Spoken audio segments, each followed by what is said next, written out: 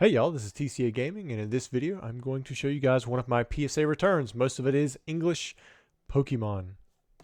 Might all be English Pokemon now that I think about it. But anyways, we're going to have a little bit of modern, going to have some vintage stuff at the end. I'm going to talk about a specific error card that people have really always known about, but it's never been that big of a deal because it's been pretty easy to find. But we'll go over more about that later on. So, card number one, we have a Reshiram and Charizard GX pulled to 9. Let me, I'll scoot these up here. This way I can do it like this. I believe this is probably maxed out at a 9. You can kind of see it's a little OC, and there's a little white dot there, a little white dot there. So I don't see this getting more than a 9. So I agree with the grade. Hopefully it's that way with a lot of them. All right, anytime you get a Gem Mint 10 from PSA, you don't really argue with it too much unless, of course, there's something crazy wrong with it. But I am good with that, of course. Why would I not be, right? All right, we have another Gem Mint 10 here with the Pikachu and Zekrom GX. So this is the other promo. You could get 2 different boxes. I think one was Walmart, one was Costco, or I don't know. You can see there we go.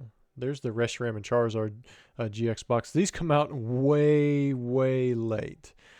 People really wanted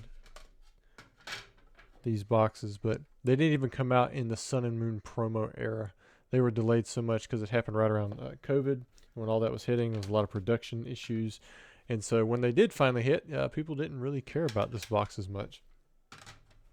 All right, next up we have a Charizard. We have the pre-release 9. I think this one was a little rough on the grade. I want to say that the reason this one didn't get a 10 is because it looks like on the surface, I got like something on my eye. There might be a little dot or something right there. But as you can see, the corners are very clean. The edge is very clean. Because I looked at these, make sure these were in the order before I put them in for the video. I'm considering regrading that one, but I don't think I will because of that spot on the back. Same kind of deal here. This one very clean, except it doesn't have that spot on the bottom. So I'm not sure why this one didn't get the 10. Maybe because I was getting too many 10s in a row. And that's like conspiracy type thing right there. But sometimes it feels that way. Like if you get too much of a grade in a row, it's like you got to mix it up a little bit. But I did not see why this one got the 9. So might be a regrade. I don't know. I have to look and see if it's even worth the shot. You got to understand, anytime you break one of these cards out of the case, you're basically dumping the money that you've already put into it, and then you're potentially going to put more money into it for a shot at grading it again. And if you find something or damage it, then then you've really messed up. All right, here we have a Noivern V. You got the Batman card. Really not that expensive of a card to get, but pulled a 10, so definitely happy with that. I want to say it was shifted up just a little bit, but now looking at it, the centering on it looks really nice. So don't ever want to argue with a 10, right? All right. Next up, got a 9 on the Victini. These have done pretty well overall, the illustration rares for this Victini box. This one looks like it has a white dot there and a white dot there, so I'm not going to argue with that 9. Here's the lowest grade so far. We have an 8.5. Or 8 5/10, as I would make my children say in math class. A similar kind of deal. I think it's got a little white dot here and there. Nothing too crazy. 8.5 used to be so much different. Now it's like you see a white dot, it drops to a 9. You see 2 white dots, 8, 8.5. You might get a 9. Nice misty Psyduck here. Pretty good condition overall. I think maybe the centering on this one is what hurt it. Because I was looking at the condition. I believe it was pretty good. Well, there is a white dot there. You can see it. All right. The one little white dot, because the centering does look like it would be within the tolerable range for a 10. This one looks pretty good on the front. Centering good. Look on the back side. Again, looks like it has a white dot bottom right corner. This is one of those things where if you find a Gem Mint 10 and it has one white dot, you're usually okay with it. Like, it's fine. Maybe even 2. But if you grade it and it gets a 9, it's probably the same kind of condition, but it's not really worth it to try again.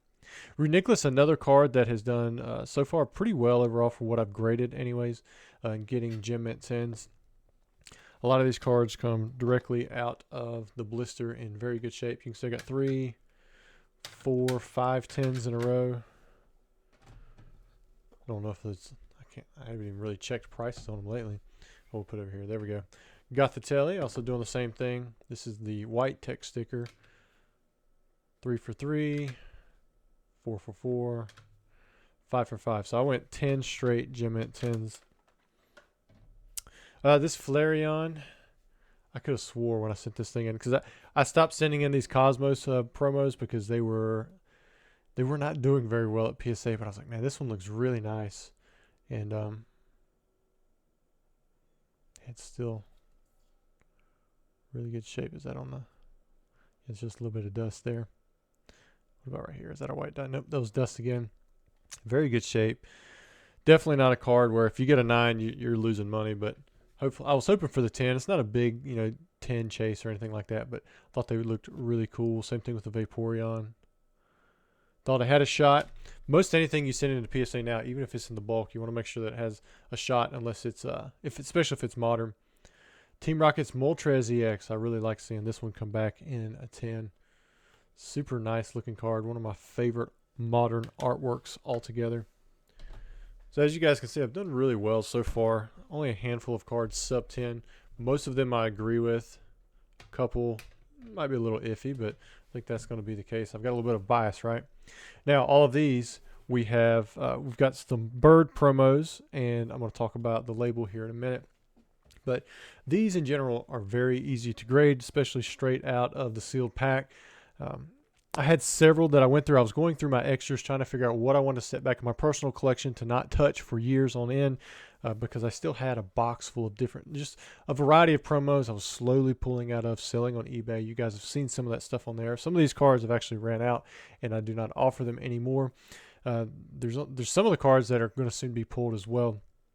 But most of the cards that I do offer on there, they're very gradable copies. Like, I haven't pulled out every copy that's gradable, especially like the ones that I just have a lot of, or that they're sealed. But let's talk about this right here. This says Black Star Aoki Error. So what does that mean? So if you look down here in the bottom left, see if I can get the zoom on the right thing.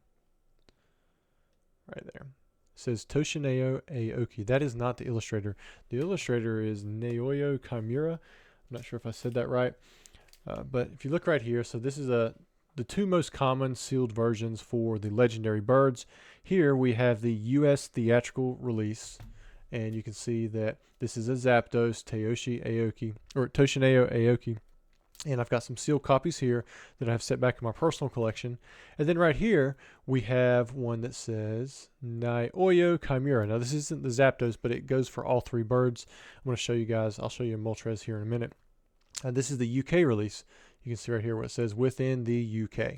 Now, there is an Australian release of this. It's got like a Game Boy Color insert, and then there's also another release that has the it's the Mewtwo, the one that comes with Mewtwo number 14, I believe. That insert is the same, but instead of having the square corners, it's rounded corners, and I believe one of them also has like a reversed flipped insert. There's several different sealed versions if you really want to dive deep into it. And the reason I'm explaining this, because I know a lot of you already know about this era promo, but some of you may not. You may have been around the hobby and never heard of this or even knew about it, because it's not that big of a deal. There's not a ton of price difference, and if you're new, you probably haven't ever heard of it, because these cards really aren't relevant anymore. But this is where you could get, this is the original Wizards of the Coast Black Star promos. You can get number 21, 22, 23.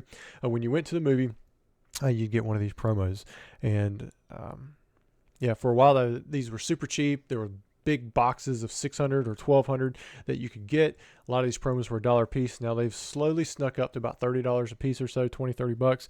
You might be able to find them for cheaper, just because they do have a tendency to turn up like Ancient Mew in mass quantities. It'll bring the price down for a little bit, and then you can get them for cheap. But I know that I'm personally running out, so I've set aside a certain quantity of each, and it's not high, like 10 to 25 each. I think I only have 5 of this, the regular US theatrical version of the Zapdos, which it's not like it's extra common. It's just I sold more.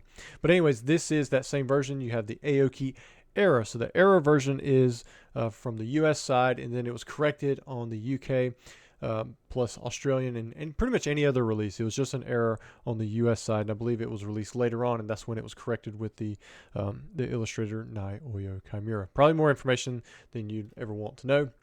but these come out really good. They have a tendency to have zero edge wear, any white dots on it, decent surface, a little bit almost like a matte finish. I don't know why Pokemon can't do this with every single set from now till the end of history, but for some reason they were able to get it right with some of these promos, like the Bumblebee Pikachu, but they don't get it right with some of the even most modern sets. I'm not sure why. You can see I did really well. Got gem mints here. This one did pull an 8. I was looking it over, and I know the lighting here isn't that great, but I wasn't seeing why this one got an 8. This one looked. Let's see if I can get a little bit of a flash on it. That light really doesn't help, does it? I wonder if my phone light would help if I ever have to do this. Let me just see. Probably won't. I mean, I guess you can see a little bit. It's almost like a different type of flash. But yeah, when I'm like looking at it over here, off camera, I don't see anything. They probably saw something that I'm just missing.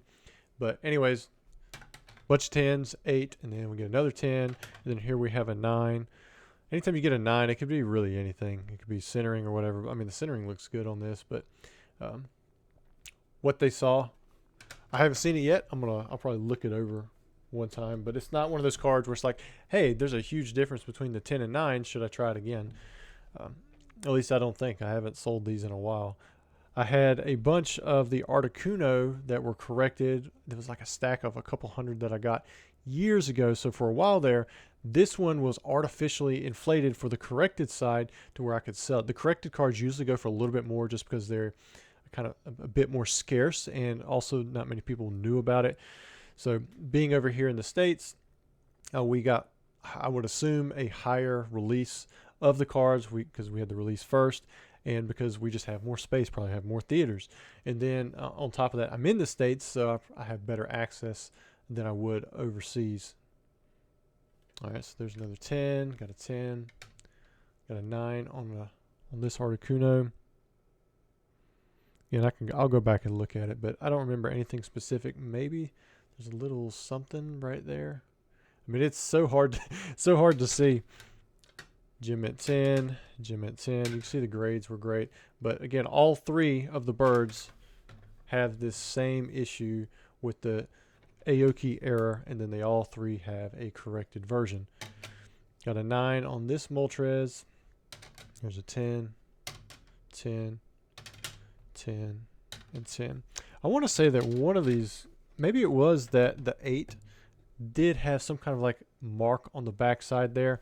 So if you guys picked up on that when I was flashing it, because I remember looking at them briefly before I brought the cards in here to a stack, I did see a mark on one of them, so it would have to be that one. So if you guys did see a mark there, that was something that probably brought it down. Might have been just a light indentation or something from the way it was seated when it was put inside of the seal or something like that. Who really knows? But anyways, guys, hope you enjoyed the PSA return. If you already knew everything about the birds and the errors, sorry to brush up on some information that you already knew, but it's mainly just to kind of preserve this information, because I had a seasoned collector talk to me at Collectopia about a week ago, and he was asking about it, and I was like, yeah, this is where it came from, this is how it was done, and I was the one who presented this information to PSA. I'm sure it had been done in the past, but I had presented it to him, showing the different cards, and we were able to get the names kind of knocked out, and this was several years ago, right as CGC was really coming into the space and doing errors.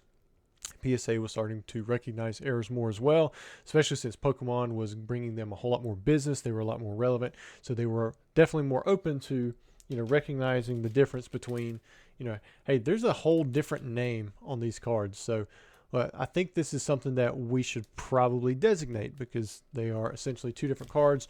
One is correct, one is not. It was definitely intentional, and it can be traced all the way back to the origins of like where the cards came from. Hope you guys have a great weekend.